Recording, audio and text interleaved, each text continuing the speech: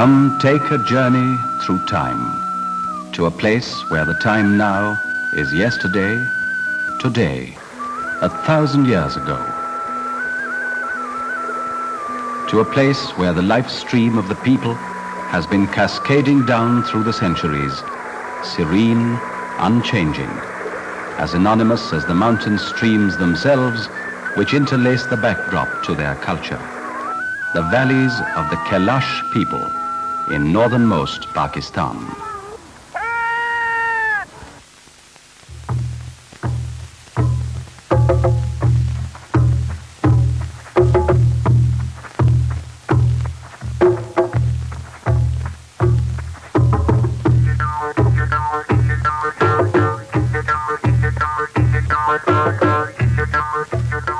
There are now only legends as to whence they came. The complexion is fair, the color of eyes brown or green. They may be the descendants of stragglers from the invading armies of Alexander.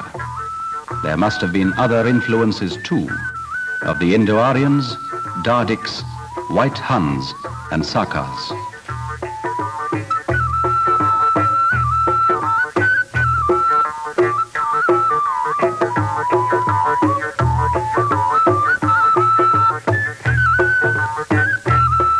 The Kalash people have their home in 3 valleys lying between the Karakorums and the Hindu Kush at a height of about 6,000 feet.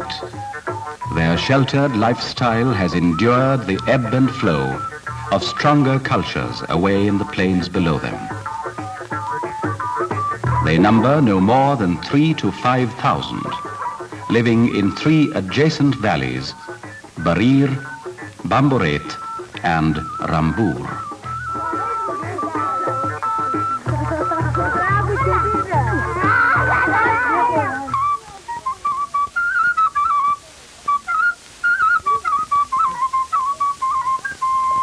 The Kalash live with nature.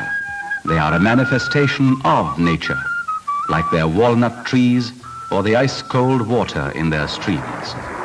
They trade but little with the world outside. They spin their own yarn and weave their own cloth. They build their own homes and live with their own beliefs and their own religion, which is pre-Islamic. Their lifestyle is practical and unabashedly, unself-consciously colorful. It is to be seen in the construction of their homes, built into the mountainside with tiers of wooden planks supporting walls of stone, which are in abundance in their valleys.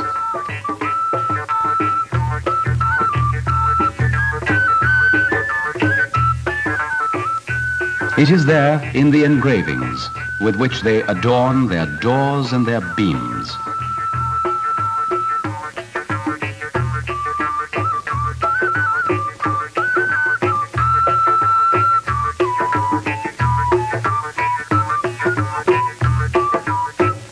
It is in the way they are always, compulsively, a reflection of nature. The approach to the Kalash Valley is from Pakistan's northwestern city of Peshawar. By road it is spectacular, taking you over the Lowari top, where you journey some 11,000 feet above sea level. On either side, the peaks rise to 16,000 and more. By road, from Peshawar to the first of the Kalash valleys takes 17 hours. By air, the distance is 40 minutes to the mountain city of Chitral, and from there another 22 miles, 3 hours by jeep to Barir. It is in Chitral that the high drama begins with the spectacle of the snow-covered peak of Trich Mir, 25,550 feet high.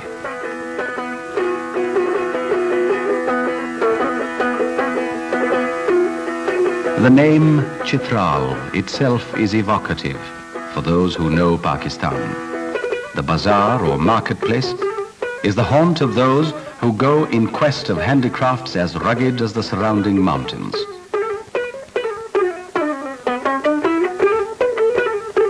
Or else it is the halting place of those who seek this eastern gateway to the Kalash Valley.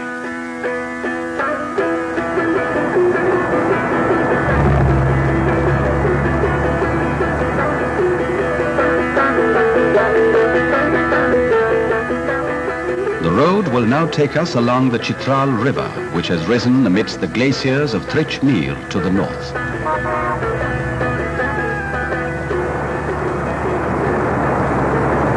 In these lower regions of this river valley, we will pass under towering walls of rock and clay.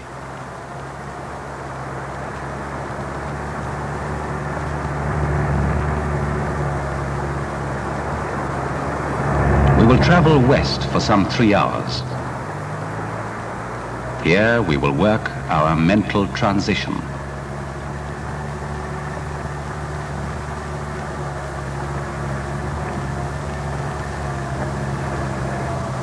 Here we will begin to leave behind the world as we know it. Presently, we approach and enter the mists of time.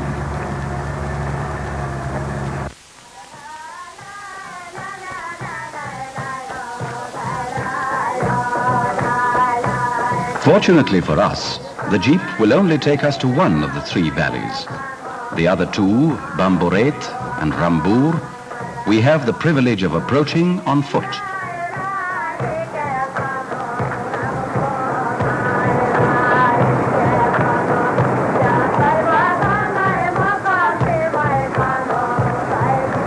Where necessary, the local people have thoughtfully provided what we will call a bridge.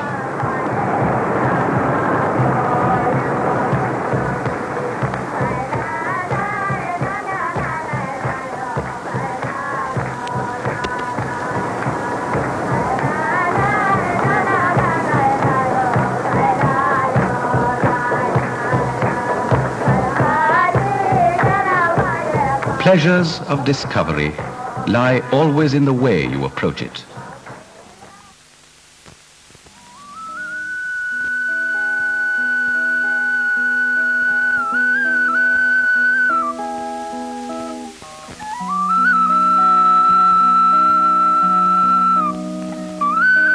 The Kalash are a pastoral people, and in some degree agricultural also. They use their cattle to plow their terraced fields, and with a plenitude of water, have devised ingenious means of irrigation.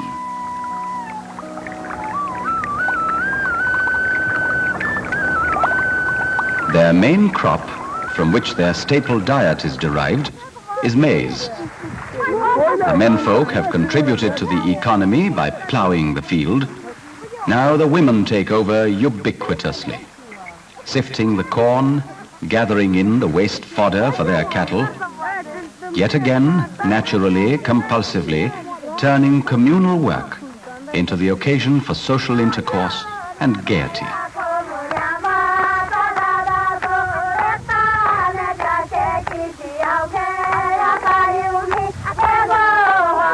Everywhere in the Kalash valleys you will see women thus at work, and everywhere and always you will see their persons thus adorned.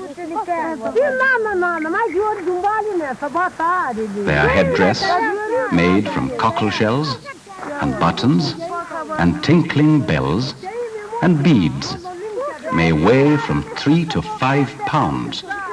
The burden is joyfully carried and with panache.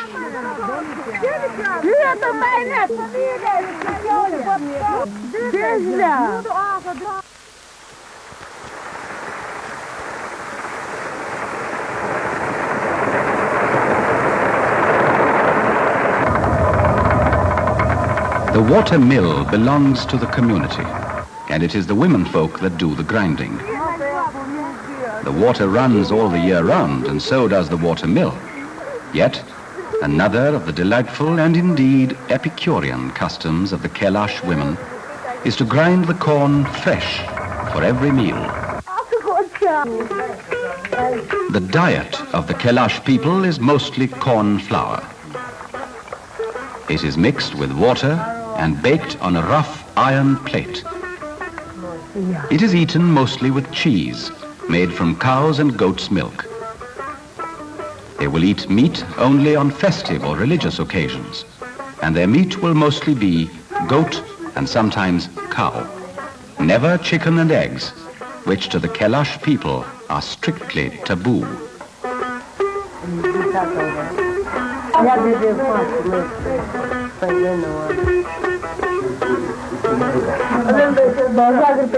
The women cook, but only the men may serve, to both family and friends. No oil or fat of any kind is used in their cooking. Even their meat is boiled only in water, with salt and sometimes spices added.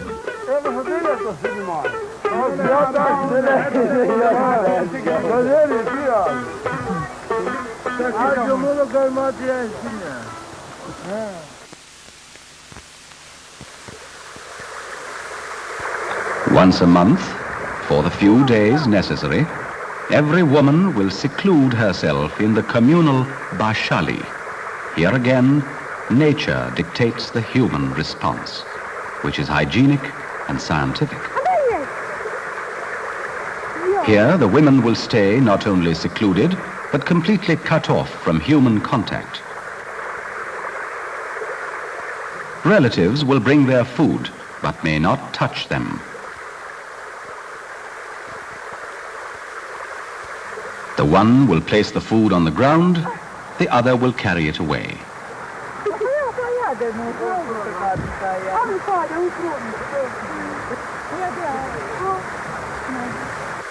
The Bashali is also the maternity clinic, which the expectant mother enters 7 days ahead, and where she will nurse the baby for 40 days before returning to the village.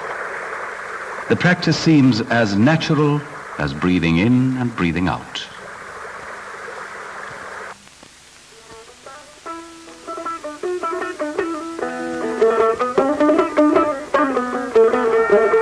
The sheep is the Kalash's most important companion through life, providing the wool for their clothes as well as milk for their cheese.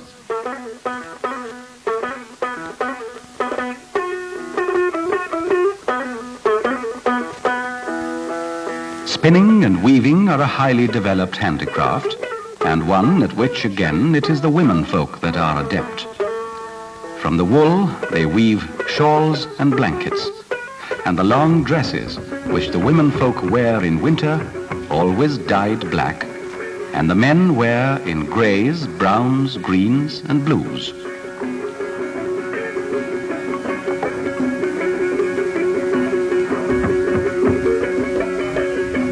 The footwear is goatskin wrapped around the ankle and foot and held in place with leather thongs. The Kalash grow no cotton, and this is one of the few articles they acquire in trade down in the city of Chitral. From this they weave their own dresses for the summer months and their belts and other articles of adornment. The women never cut their hair.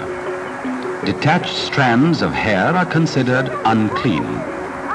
So the women keep their own combs in separate little holes in the rock by the side of the streams, never at home. Every 3 days or so, another social ceremony. Again, hygiene dictates. This, of course, is a part of the river out of bounds for men.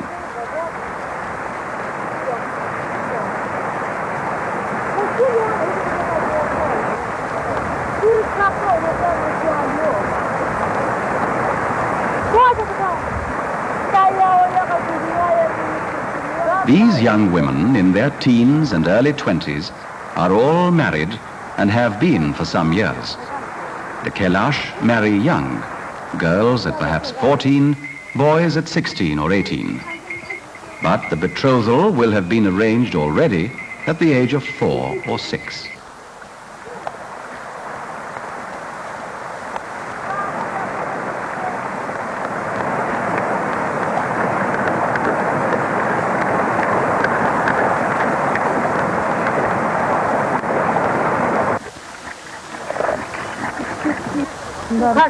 Give the car to the Opo.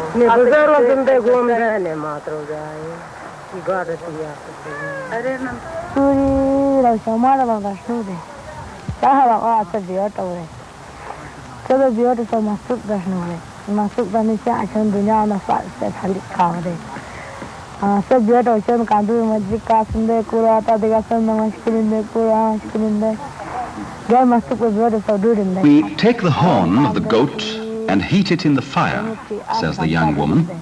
Thus softened, it rubs off on a flat slab of stone in the form of a paste, dark brown in color. We use it on the face to protect ourselves from sunburn. We spread it on the forehead to cure fever and colds. In the winter, you will see us women and children, and sometimes also our men, with their faces covered with this paste.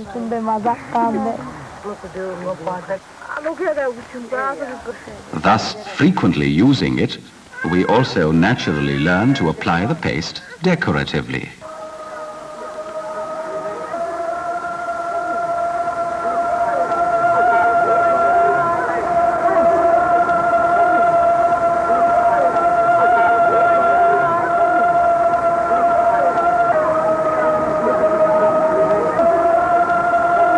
The Kalash are a pre-Islamic people, a form of animists who believe in an omnipresent God. Their temple, or Jastakan, is the abode of the female deity, Jastak, protector of children and patron saint of women in labor. She is represented by a carved panel of wood, and its spiritual worth must be said to be symbolic rather than intrinsic, for an old and withered panel can be cast aside and replaced by a fresh piece of furniture. From birth to death, Kalash customs belong peculiarly to themselves. This is their graveyard, Mandao Jao, place of many coffins. In earlier times, they buried their dead in wooden coffins left above the ground with all their clothes and ornaments on them. No one may enter this grove unless to bring in a coffin or erect an effigy. Effigies are carved in wood, a symbolic reincarnation of the departed soul. They may be erected only for men, and not all men at that. Outstanding feats of valor or wealth within the community in terms of cattle and sheep are the criteria for eligibility. And then, the effigy erected, a feast must follow. Death is not an occasion for sorrow, for it brings a release from the travails of life.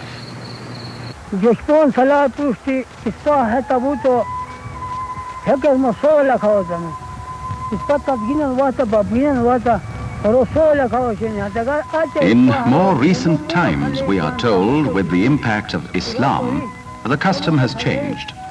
Now the coffin is buried underneath the ground, affording protection against scavengers and making for better hygiene. Now only in the more remote parts of the valleys does the old custom still live on. Islam indeed has entered the lives of the people of these valleys with characteristic peacefulness. This family is typical.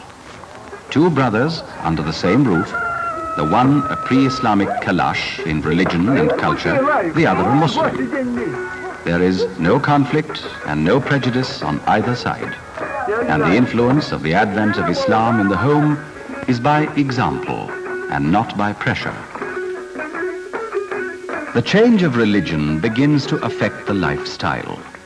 Not only clothes change, values change, diet changes, ancient superstitions begin to be discarded.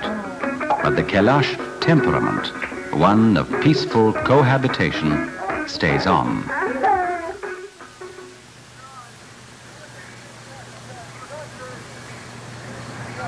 The milestones of life are never allowed to pass unsung in Kalash. The occasion may be one of their 2 or 3 religious festivals, or equally a birth or a marriage or death. The venue on these occasions is the Saji Gaur, an open-air temple of sorts, and open only to the menfolk. The occasion is celebrated as a feast, and these are the only moments when the Kalash eat meat.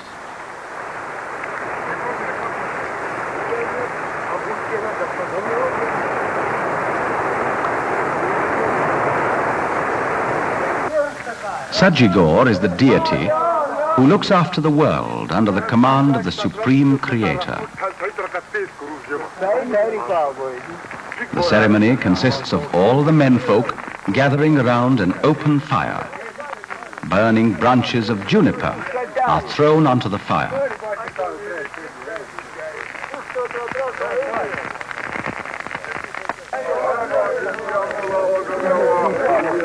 A goat is sacrificed, and its blood is sprinkled on the flames and on the altar.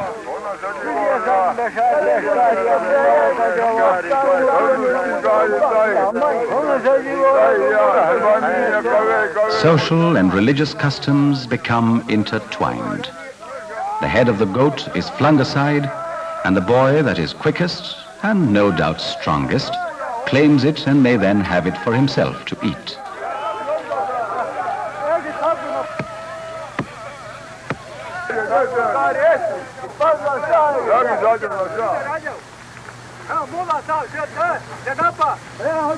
The horns are then hung up from the branch of a holy oak tree within the Saji Gaur as a sign that the sacrifice has been made.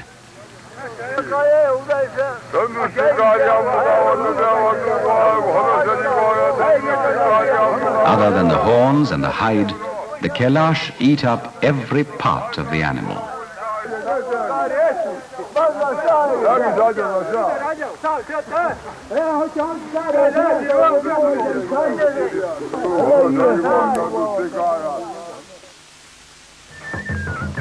Around mid-December come the first snows to the lower slopes of the valleys. It is Chaumas, year's end.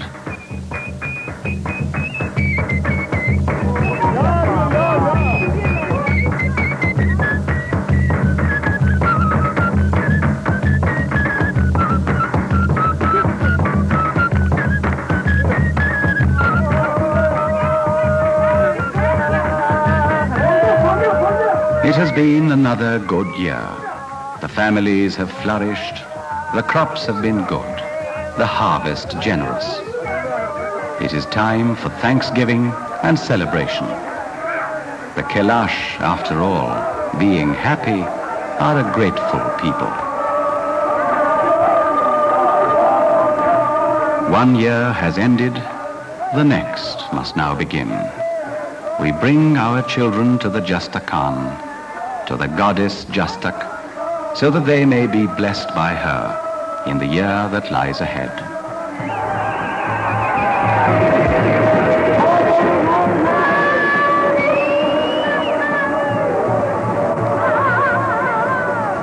The sacrifices, the singing and dancing, the drinking of the wine they have made from their own grapes, go on for almost a week.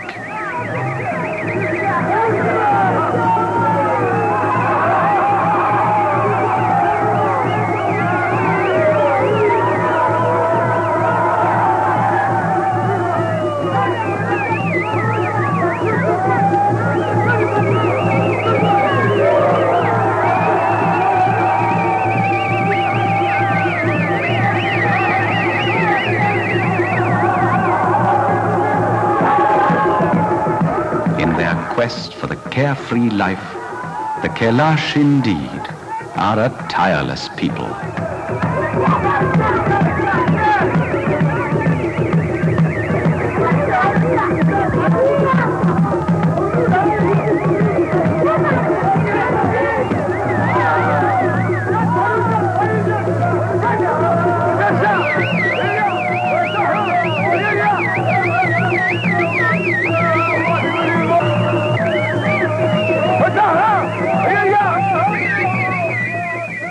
And we of the outside world, we do not envy the Kalash people their lack of education, of hospitals, of the amenities of civilized life. We hope that they will have these soon. But we also hope that in acquiring these, they will not lose their innocence and their oneness with nature. For these attributes, it is we of the civilized world who envy them, the people of Kalash.